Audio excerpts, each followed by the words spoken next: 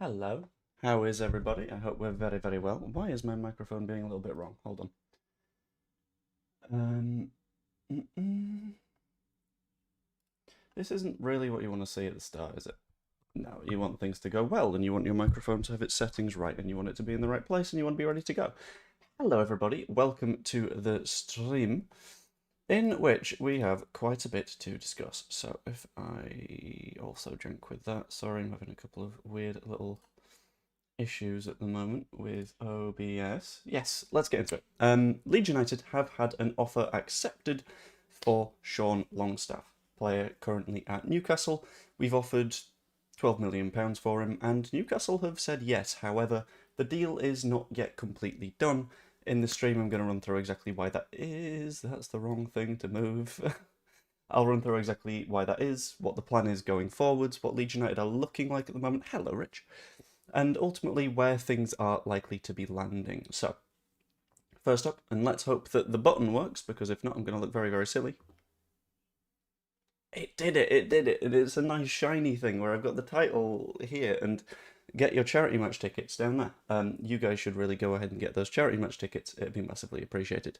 Link is in the description. Oh, there's a QR code there if you're watching on the television. £7 for adults, £3 for kids. It's going to be a fantastic day out for basically everybody, and you get to see me look very, very silly on a football pitch, in addition to about 30 odd other content creators. It's going to be a fantastic day.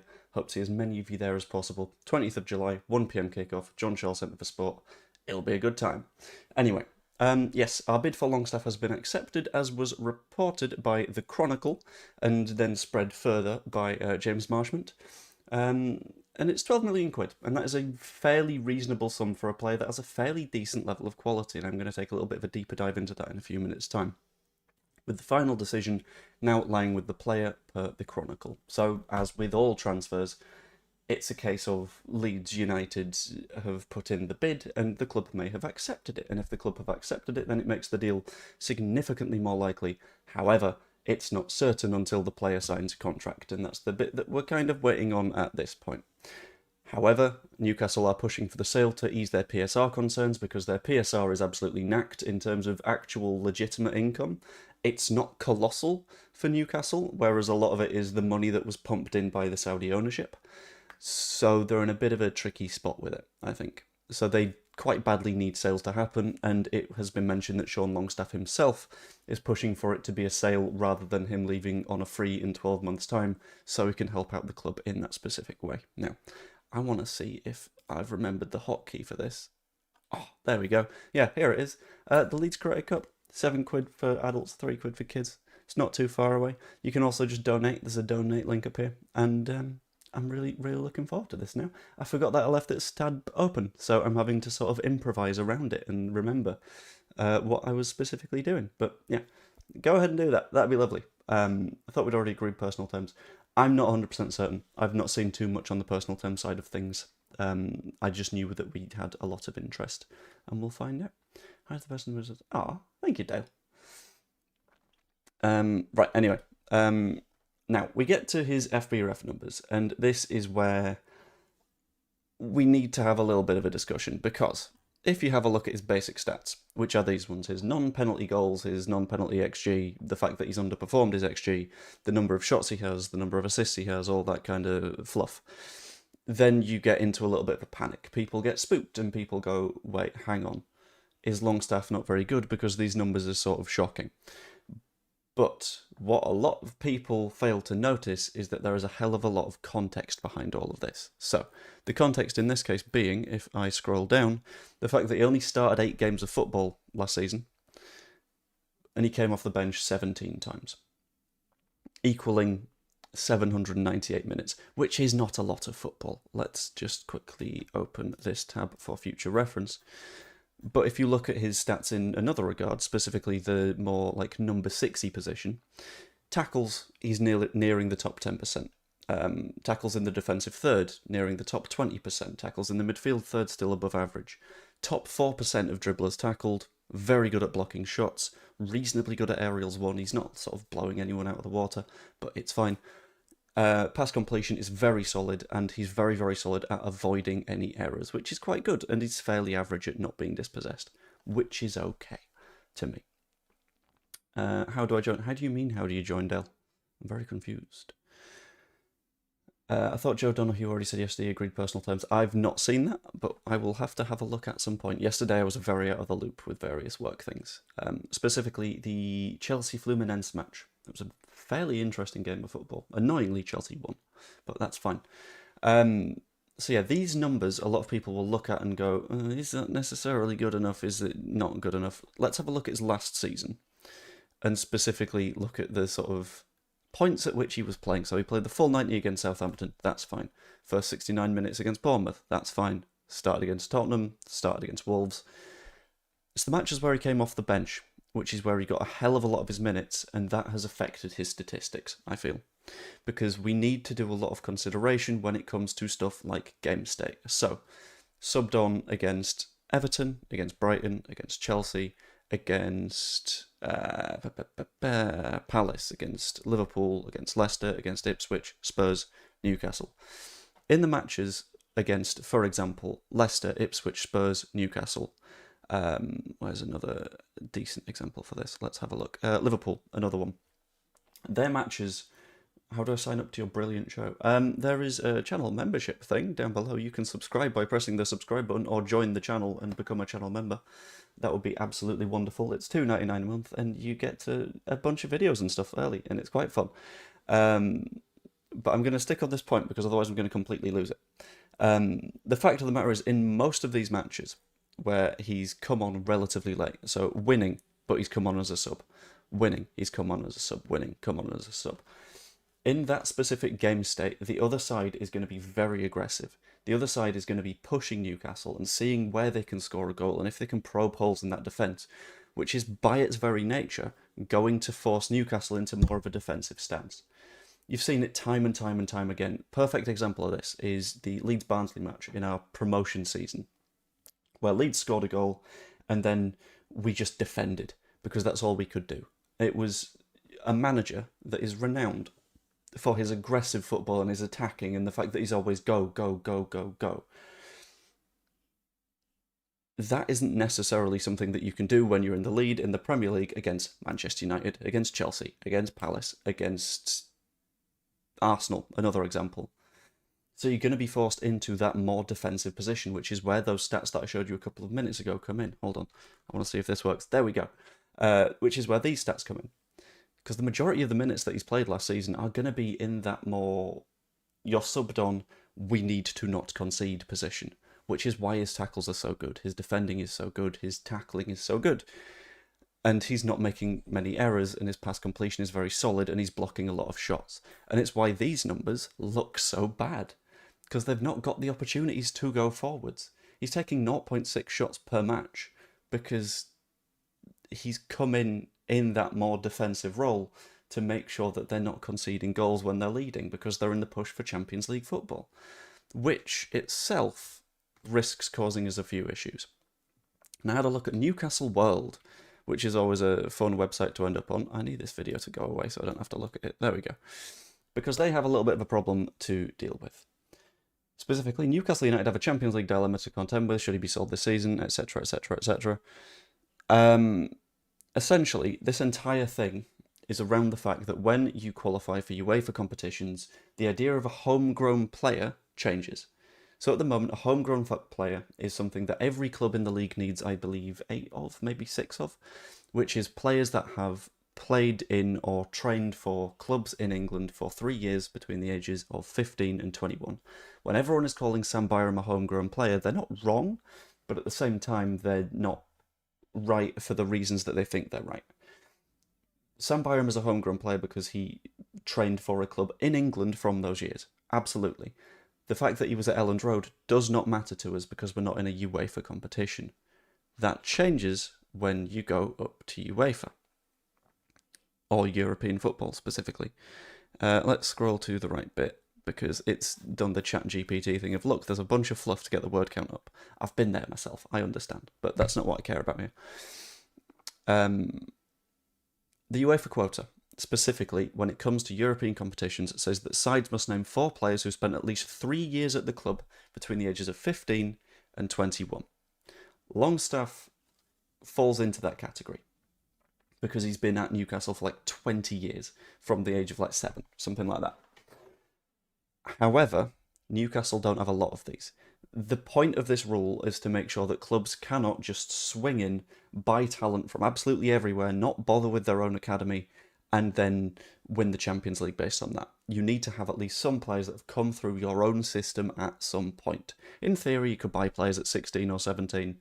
They manage the 3 years during that period, and then cool, they count.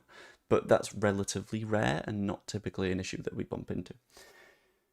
The reason that this is a problem for them is that you are allowed 21 players that do not fall into this category. In addition to that, you can have the 4 players that are homegrown, which means that you can add up to a squad of 25 players, which is nice, which is good. However, if they don't fill up those 4 slots, you're only allowed to register 21 players. And in addition to that, you can't register under 21. So specifically mentioned here, Lewis Miley will not take up a squad place because he's not 21 years of age yet. So they're going to have a couple of issues because Longstaff falls into this category and they need players that are over the age of 21 that have been at Newcastle for at least 3 years between 15 and 21 years old. Longstaff is one of those and is one of those that could reasonably make the bench, and it's at the point where they're fairly low on players that can do that. There's been suggestions that Newcastle could sign Fraser Forster to free up a slot somewhere else, which makes things a little bit tricky. Does Pascal count as homegrown? Ooh. That's a really good question. I would have to look into it.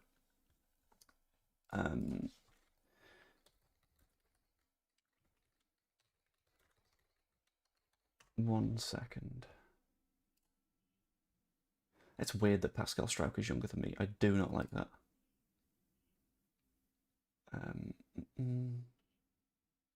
Right. Struijk joined Leeds on trial in January of 2018. He was born in August of 99, which would have made him 18 and a bit, so no, I don't think Struijk counts. It doesn't matter where he's born, it matters the club at which he spends a significant amount of time. He's a few months short, yeah. But at the end of the day, that's not going to particularly be an issue for us because we're going to have enough players that fall into that category. And again, with the Premier League, like with UEFA, in an attempt to encourage the use of academies and stuff, you are typically generally allowed as many academy players as you like that are under the age of 21 to be in matchday squads and stuff, which is why we were able to register Archie Gray for that match against Arsenal because, yeah, he'd been at the club for long enough, that's fine. But it was more the fact he was under the age of 21, doesn't need to be registered on any squad lists, all that kind of stuff. But effectively, what this does is it adds a little layer of difficulty, adds a touch of complexity to the sale. Let's see, no one's made any comments on this. I've tabbed in the wrong stream setup, 1 second. But that's the basics. There's the whole bid from Newcastle shenanigans, which is fairly interesting. Bid to Newcastle, sorry, and they've accepted it, but it's about him accepting it on his end now, and the weird sort of weighing up of does the UEFA thing affect it? I don't believe it will, because if Newcastle have accepted that bid and said, look, we are also struggling with PSR, it becomes a case of, okay, they've accepted it, so clearly they don't need me, they'll find someone, it'll be fine. In terms of the level of addition, a lot of people have had an issue with this one. I don't in the slightest. Earlier in the transfer window I was looking at it, I was like, I don't know if I'm particularly interested in this one. I don't know if he's good enough, but that's because I hadn't really seen enough of him. And I will admit, fully a flaw on my part, because for the most part, as you guys know, I will do my best to educate myself on as many footballers as I can. I will do my best to learn about who is good, where they are from, is it worth looking at this player? And I made a mistake of not watching enough of Sean Longstaff, because having now seen enough of Sean Longstaff, I'm reasonably in a position where I'm thinking, you know what, I don't mind this signing. He is someone that suits the squad in terms of adding to the homegrown depth. I think we've got enough anyway. It's not going to be a problem because you've got the likes of... Oh. Wait, hang on. 1 second, I need to do a very, very quick Google.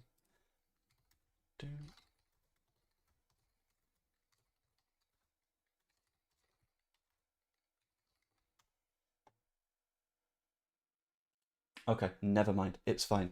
I was a little bit concerned that one of Dan James or Rodon wouldn't necessarily count, but it's English and Welsh clubs. So that's okay. That's all good. It's fine. It's safe. We're good. Doesn't count Scotland, which is quite interesting. Um, but the likes of Cardiff and Swansea are fine. So I think we'll be good in terms of numbers. Off the top of my head, we've got Ampadu, we've got Rodon, we've got James. Cheers. Mo, clinking beer mugs emoji, clinking beer mugs emoji. Thank you, Mick. I appreciate that. Thank you for the super chat. I forgot that it does that. That absolutely terrified me. I wondered what that sound was. And now my brain's gone fuzzy. But yeah, we've got the numbers. Byram adds to that, obviously. Longstaff will add to that, obviously. The likes of Bornow won't, because he's not English and he's not played at an English club. Stack won't if he comes in.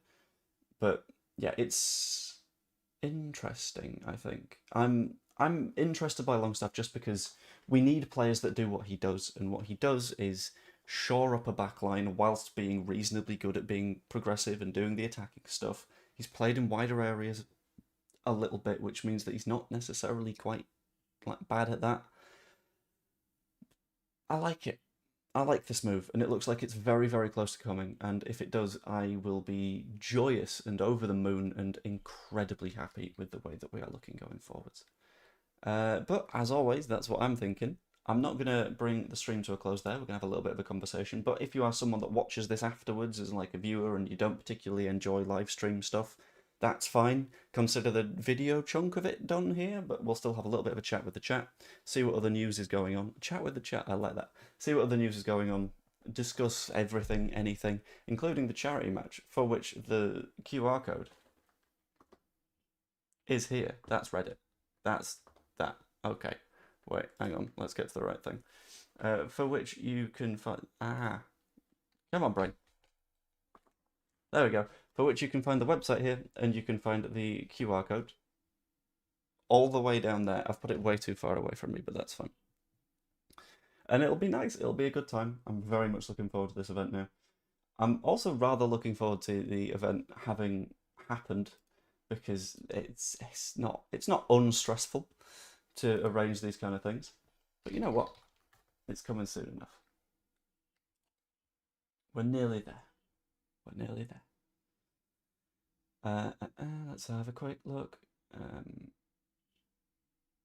What's being discussed in the chat? Longstaff's brother played for Newcastle as well, didn't he? He did. Yes. I don't know if he was there for long enough, but it's a little bit weird.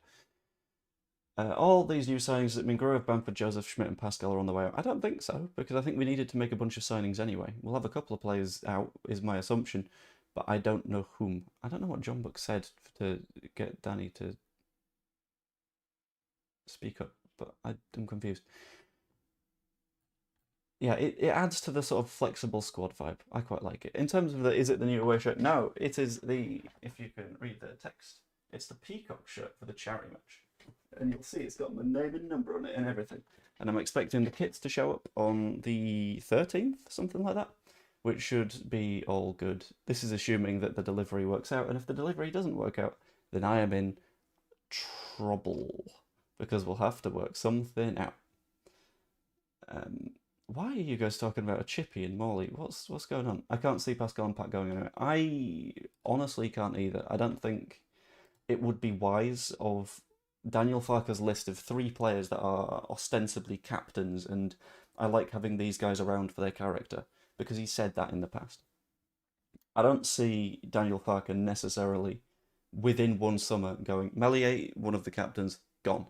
Strauch, one of the captains, gone. Ampadu, one of the captains, potentially dropped.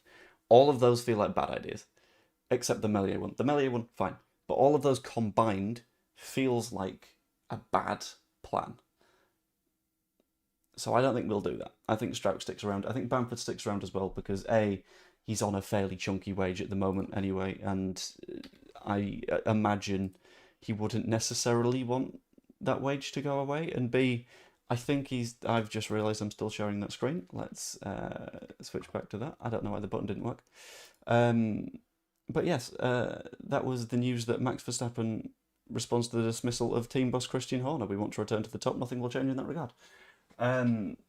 But yeah, Bamford has been doing a lot of physical training stuff. It looks like he's been sort of proving himself to the fans and going, look, I am ready for this. We are going to go again, and it is going to be spectacular.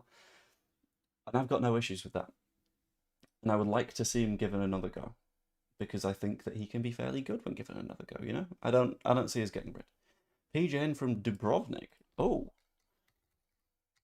Have we necessarily been linked with anyone in Dubrovnik?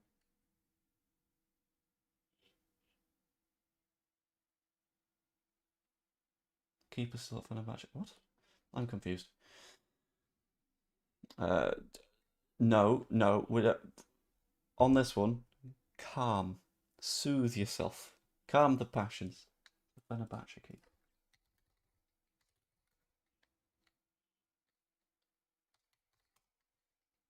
What, Livakovic? I doubt Livakovic is coming in today, when we've been linked with him for about 15 minutes. Also, Livakovic, really, really good goalkeeper. I was very surprised when he decided, after what was a really strong Euros, to go, you know what, I'm going to go to Turkey, when there were clubs all over the shop interested in him. That felt like a choice, not a good one, but the choice that he decided to make. I wouldn't have made it myself, but why isn't WhatsApp opening on my PC when I'd rather need it? Okay, that's good.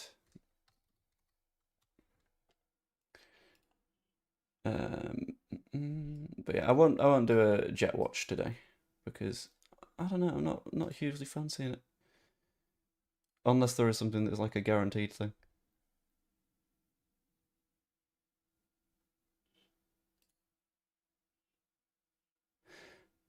Someone remind me, what was the call sign for the one that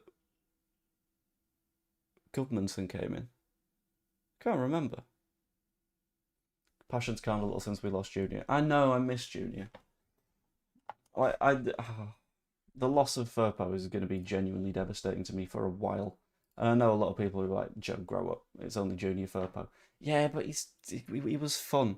He brought a sense of adventure, and a lot of players don't do that anymore. Dackman number one keeper for me, but I think that looks irrelevant now. Yeah, it looks tough. Of the players that we've had linked at the moment, Milinkovic Savic would be fantastic. Petrovic has basically become unlinked. It looks like Sunderland or Bournemouth are going to be finishing that one off.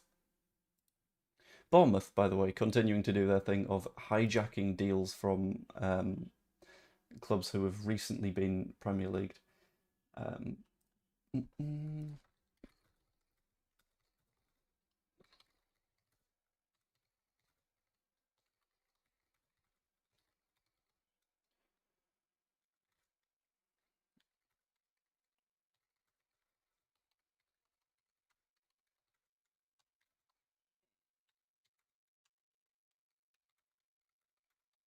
Sorry, I'm just replying to someone on Twitter.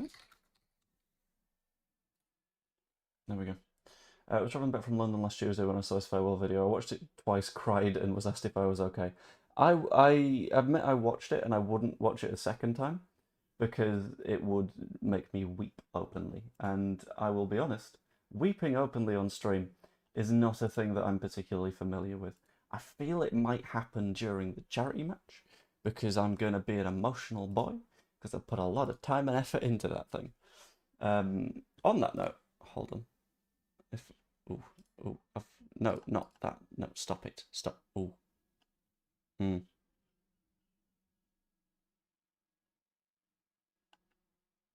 How do I do this?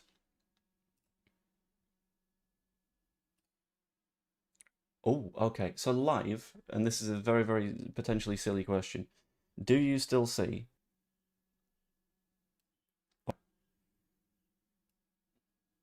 If I can faff with things and have them work whilst I'm in this view, this is spectacular, and I can be very happy with it. But I don't know if it does work.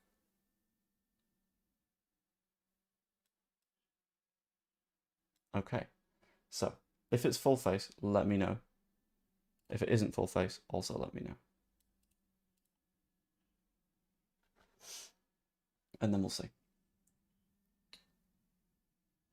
Purely speculation on my part. I'm XRAF and watch Jets all the time. It's NetJets who are commonly used. They are. I believe, were used for the Tanaka one. So that could be the case. But we'll see. Purple leaving was sad, but next year will be worse with both Bamford and Byram leaving. I'm not ready. What if, right, hear me out, Bamford does ridiculously well, signs a new contract, sticks around? Just saying. I'm not saying it will happen. I'm just saying it'd be funny if it did.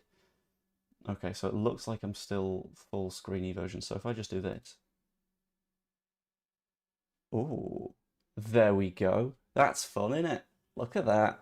This way I can have the QR code and everything up as well. I need to jank with the size a little bit because that's a touch wrong.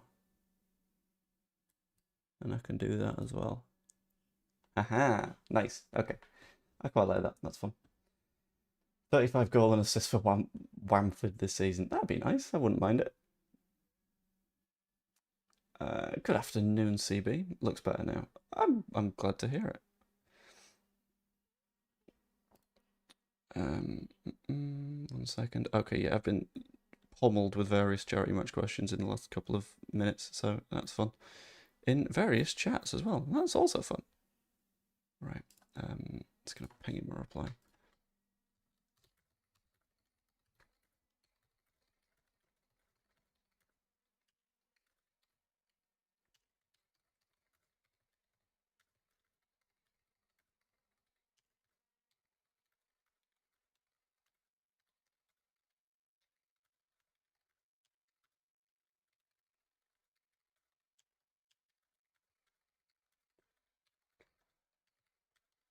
Sorry, Smartly of Ought to Know Better has just asked me a couple of bits. There'll be crowd trouble at the Creators Cup. I'm not convinced, especially considering I have had to pay for security people for it, which is always fun. It's a nice adventure, isn't it? Not what I was expecting to have to do for a charity match, but it turns out it's like a legal thing. So here we are. We've got various like stewards and stuff. I believe that Daniel Farker and the 49ers will do the right job and look out Prem, Leeds are back in town. Right, okay, those were two separate clauses. I get you now. This makes more sense to me. Sorry, I'm a little bit slow today. Because I stressy times, man. Stressy times. Okay, I don't know why Chrome is doing this when I could do with it actually working.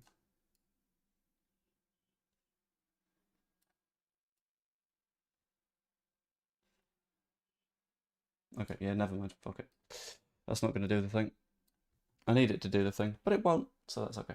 Wonder what the odds of Bamford getting the Golden Boot this season are. I mean, pretty low. Even I'm admitting they're pretty low. But you know what? So was Leicester winning the league. It's not going to happen. It'd be nice if it could.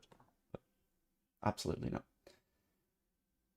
Will be somewhere to see the match after the fact. I'd be happy to buy tickets, but would like to see it close up. Yes, so the way that it's going to work is... My dad's asking Joe, will his ticket come through as an e-ticket? Keep the email that it's sent. We've got a list of people that have bought tickets. That's fine. So you can also just tell us your name and we'll take you off the list. But keep the email, just show us the email and that'll do it. But it'll do a job. Will Longstaff be announced soon? I don't know. That entirely depends on if he will sign a contract with Leeds United soon, because that's the bit that we're waiting to be completed. We're waiting for to be completed, I guess.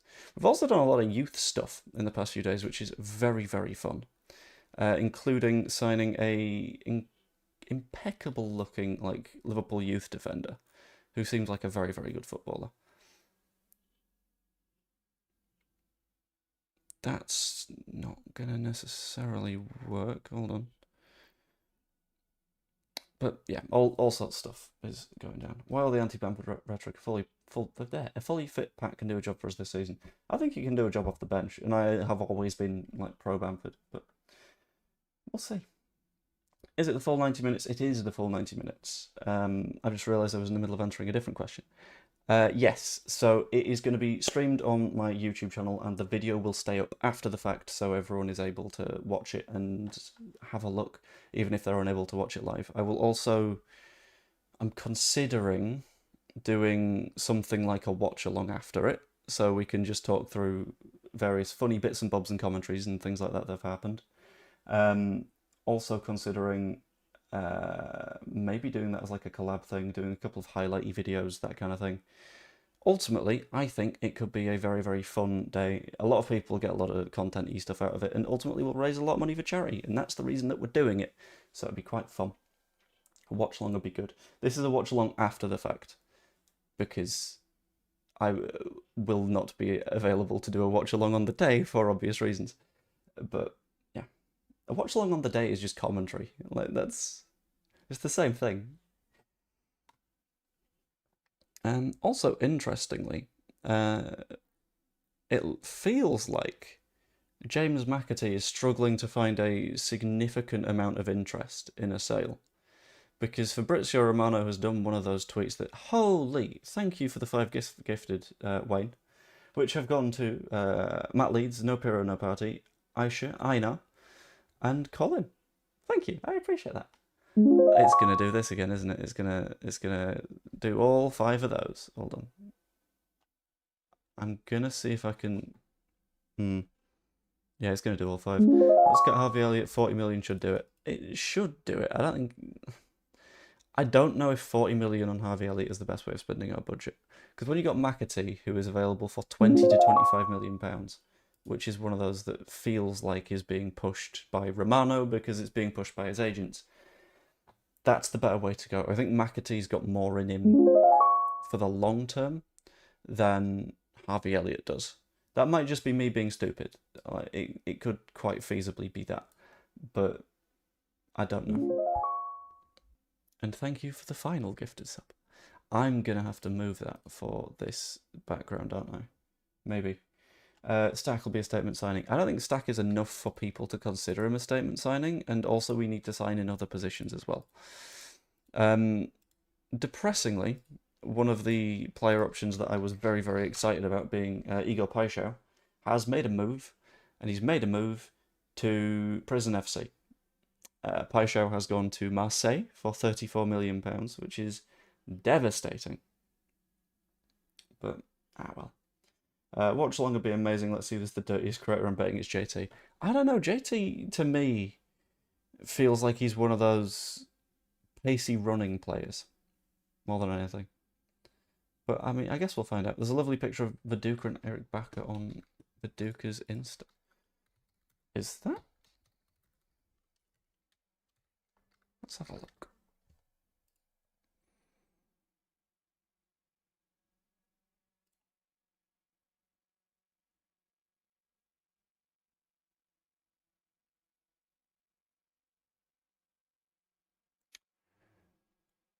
Okay. I've got a theory now.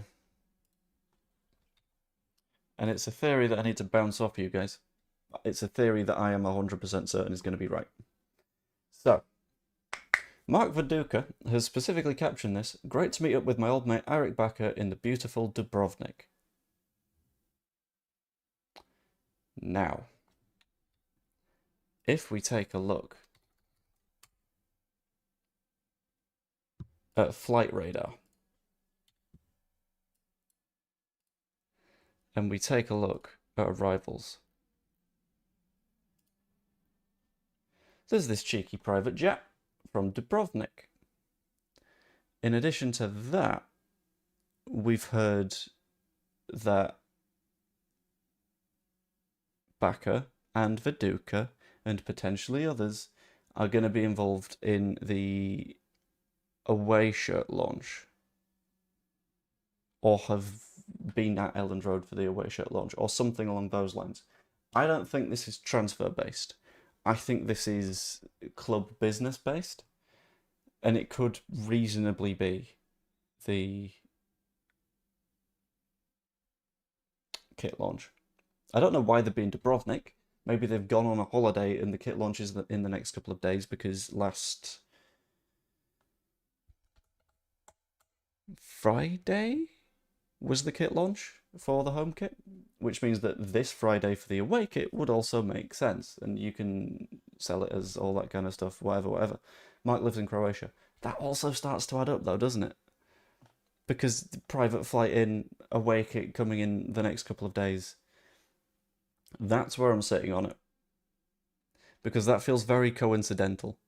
If it's a case of we're going to do a throwback kit to Champions League times, and said throwback kit includes these two players who've happened to met up in Dubrovnik. Dubravka confused me for a moment there. And they've happened to have a private jet fly to Leeds after they've happened to bump into each other. This is screaming blue kit that might look something like this.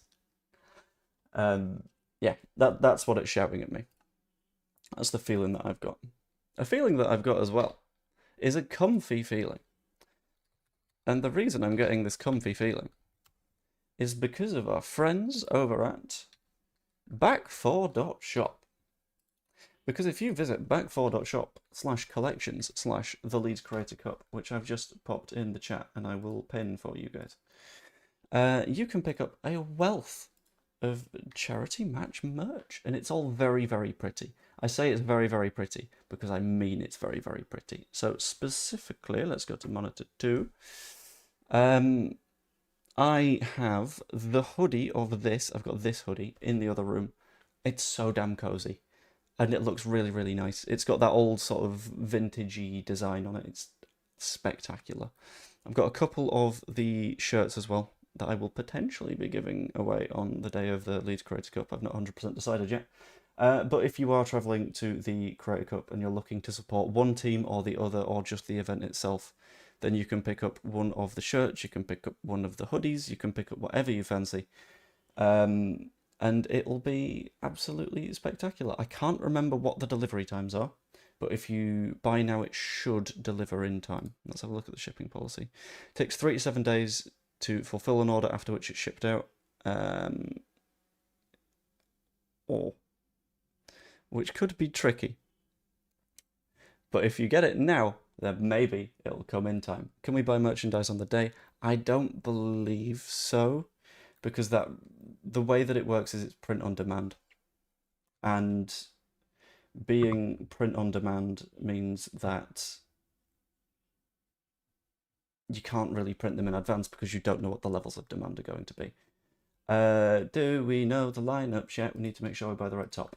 Okay, so I'm going to find Leeds Creator Cup on Twitter.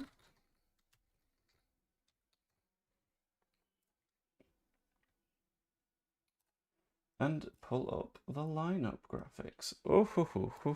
So, this is it's not the first team or the starting 11, it's just a squad list. The squad list has changed very slightly since.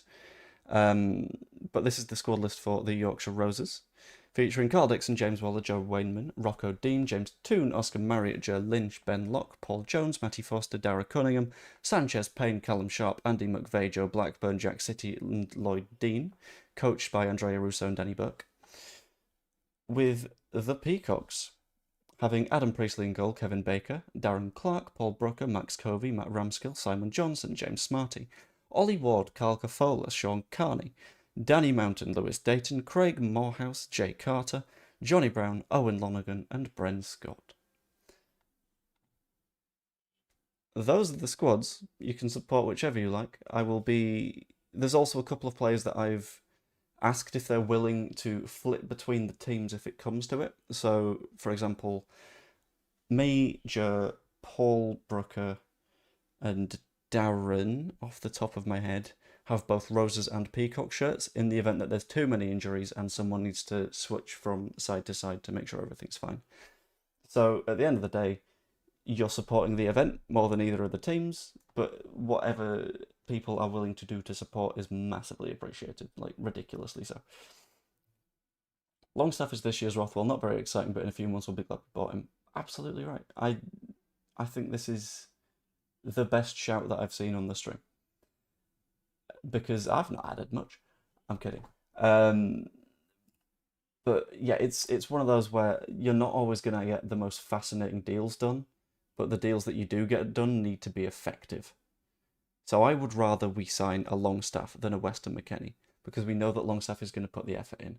Because at his peak, Longstaff, very good. Sorry, at his peak, McKennie, very good. At his bottom, horrendous. Whereas Longstaff is one of those consistent players that you'll always get some form of performance out of, and if you don't get the performance, at least you got the effort.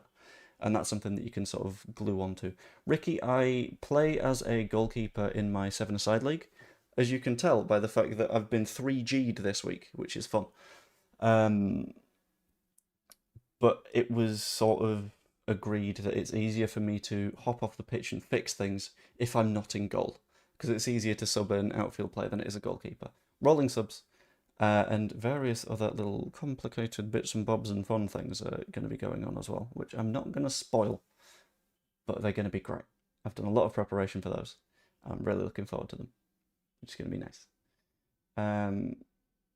How come One Leeds isn't playing? He's injured, so he can't make it, which is a little bit of a shame. Like, I was genuinely looking forward to getting him along, but fact of the matter is he had a surgery on, I believe, his ankle off the top of my head, which meant that he wasn't able to sort of reliably say, I'll be able to do it, and we wanted to make sure that anyone that wasn't able to reliably say, I'm going to come along, we don't want to advertise people that can't be there, which is a shame. It would have been nice to have him there, but if it isn't to be, it isn't to be.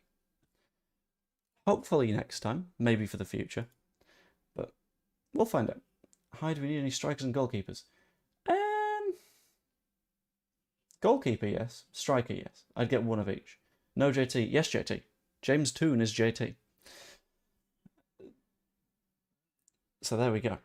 That'll sort it. Apparently we're looking at Lucas Perry. He's on the list. Yeah. What an excuse. You say that. Like, ankle surgery is a pretty fucking good excuse. I'd say for not being able to play a game of football, having your ankle taken apart and put together again is a pretty good one. That's fairly valid. I want to give him that.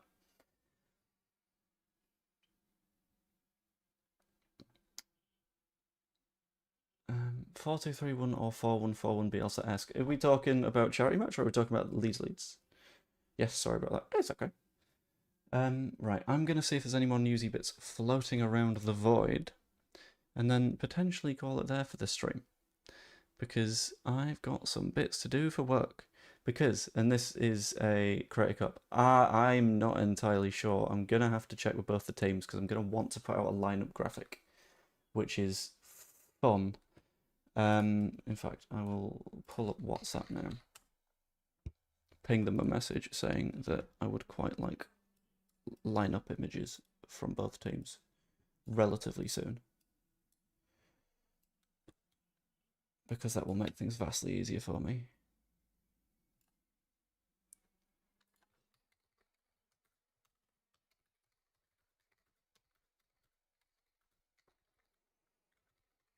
Specifically, captains/coaches, please can you send me an expected starting 11 as soon as possible, ideally end of day if we can change it if necessary later on, but I need to get a base version of the graphic down with the production guy. Bosh.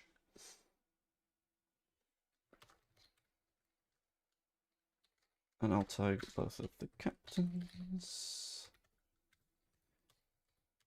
I'll tag the coaches. And is there anyone else I need to tag?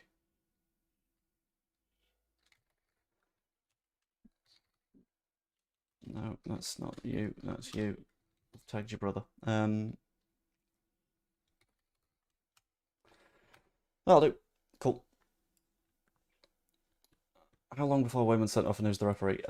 So the referee is an interesting story that isn't going to be a fun one, but I feel like we need to mention it before we dive in further. So We did have a referee sorted. However, the referee passed away, which is a little bit upsetting.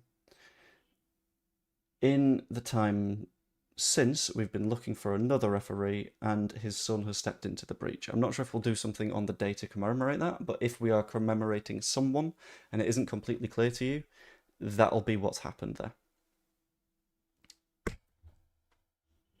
So, yeah. If there's any sort of confusions around that, that should ideally clear it up and make sure that everyone knows what's going on. Not a fun situation, but it's one that I felt probably needed to be explained before the event itself happened. Which, yeah, it's a weird one. Wasn't really expecting that to be a problem that popped up at any point during the event organisation, I'll be honest with you, but that's all good. Anyway, gonna check for any further bits of Leedsy news, but other than that, let's see where we're going. News stands on £20 million playmaker who'll be also trying to sign. That's going to be nothing. I'm just going to do... Right, hold on. In fact, we'll do the fun thing. I'm going to go to news now. And we're going to go through the top of news now. And I'm going to point out that all of this is nonsense. Do you need any volunteers? I will say probably not at this point. But if you are willing to do so, I would appreciate you pinging me an email or a DM or something along those lines so I can keep track of it. Anyway, we're going to do the fun game here, where we go through Leeds United news now, and we pick out what story is bollocks. What is true, what is untrue, if any of it actually means anything, and we'll see where we land.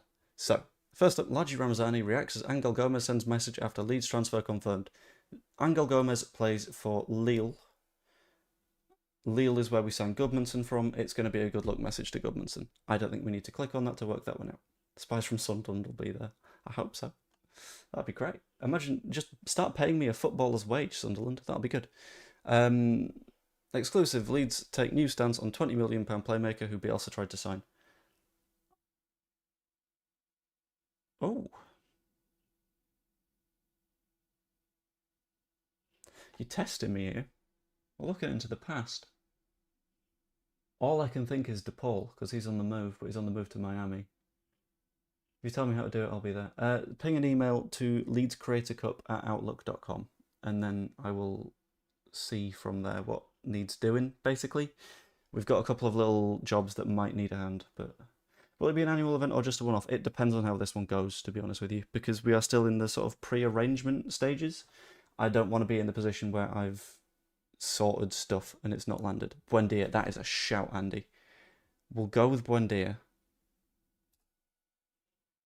And we'll see who it is, but I think Buendia is a good shout. Buendia is my guess now, because you've put... It's Buendia. You've smashed it. Point to Andy.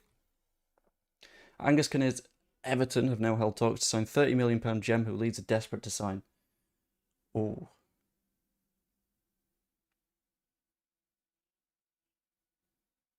I saw something on this. I'm not going to say Douglas Luiz. It could be Douglas Luiz. I don't know. It's not going to be Longstaff for 30 million.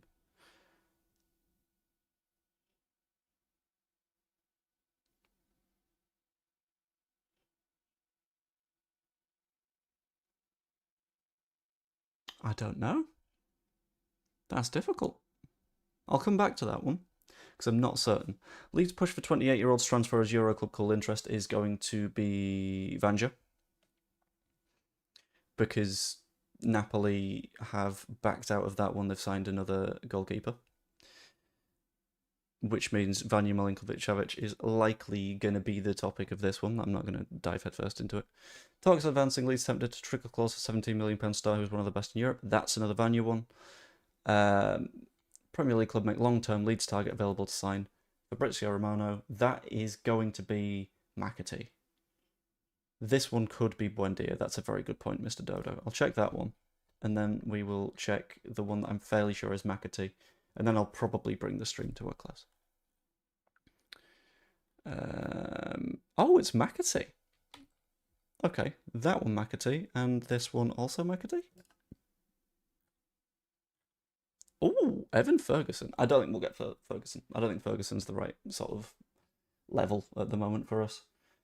But that'll be right. Anyway, can you please send me the link so I can get info? Okay. So the website for the event is, if I can find it here, and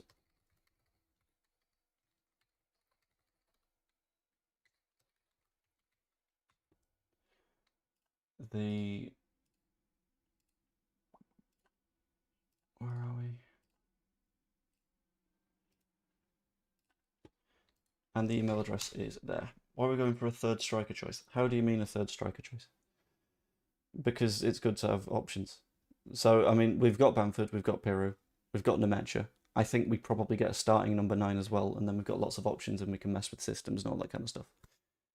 If you're meaning why we're going for a third choice striker, I don't know. I don't think we are going for Evan Ferguson, so it's a big question mark. Anyway, I'm going to bring the stream to a close there because I have various bits and bats to do. I was only going to go for about half an hour, but we've gone a little bit longer, which is all good. So I hope you've all enjoyed the stream. If you have, please pop a like on it. That'd be massively appreciated. Subscribe if you're not yet. That's also wonderful. Become a channel member as well. That's also absolutely lovely. It helps to keep the channel sort of chugging along and allows me to spend more time on this and less time working job, which eats a lot of time up. And yeah, I'm going to bring the stream to a close in a moment, but first what I'm going to do is I'm going to redirect you at the end of this, not to a Leeds United stream, but we're not going to keep Gelhardt, we know this, and Joseph potentially goes out on loan. But I'm going to send you over to Blue Tinted Glasses, which is a Leicester City channel. And the extent of this raid, you can go and like if you want, you can go and say JB raid if you want, but all I ask is that once the stream is closed and it sends you over there, you spam the words ha ha ha ha ha ha ha ha ha ha ha, because that'll be funny. Anyway, hope you all enjoyed, and I will see you